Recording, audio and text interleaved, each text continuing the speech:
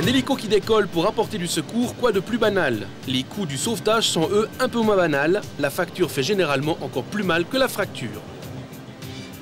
Vincent Favre est le responsable administratif de l'OCVS. C'est lui qui est chargé de rédiger la douloureuse après l'intervention.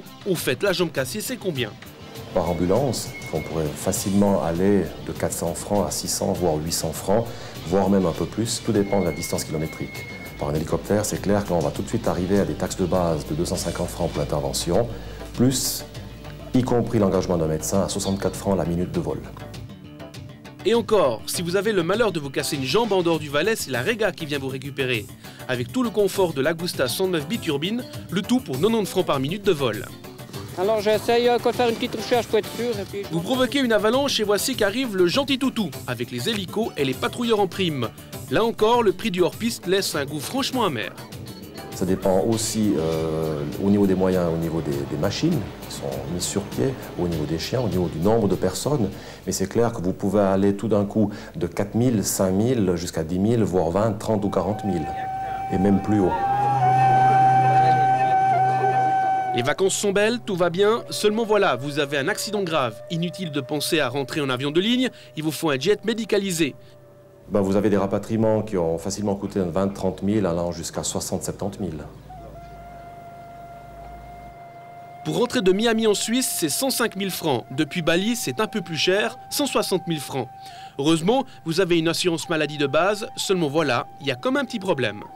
Il faut savoir qu'en assurance maladie, l'assurance de base couvre uniquement le 50% des transports jusqu'à concurrence de 500 francs par année. Donc vous imaginez un transport qui vous coûte 500 francs, la caisse maladie payera 250 à votre charge. Maintenant, si vous avez un transport supplémentaire, un rapatriement ou autre, on ne sait pas qu'est-ce qui peut arriver, vous pouvez avoir des chiffres importants qui sont à votre charge. Seule solution, contracter une complémentaire à la LAMAL. Les compagnies ont presque toutes des politiques différentes. Alors une bonne couverture, ça coûte combien?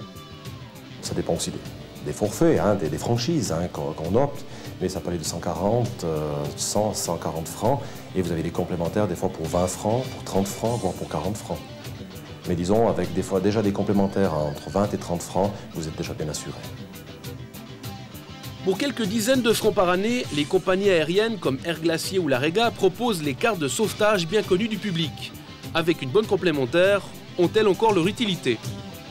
Alors, la carte de sauvetage sert à beaucoup de choses. D'abord, au fond, de faire le lien avec ce que les assurances ne payent pas. Par exemple, les vols de recherche ou les vols de prévention. Si jamais vous êtes quelque part en montagne, il y a beaucoup de neige, un danger d'avalanche, vous n'êtes pas blessé, mais vous devez descendre. La carte de sauvetage prend en charge cette prévention de vous transporter depuis la cabane jusqu'en plaine, ce que ne fait pas une assurance.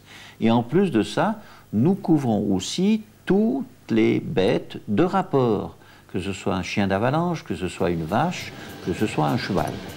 Les interventions de recherche ou d'avalanche peuvent coûter, rappelons-le, plusieurs dizaines de milliers de francs. Existe-t-il une limite avec les cartes proposées par les compagnies aériennes?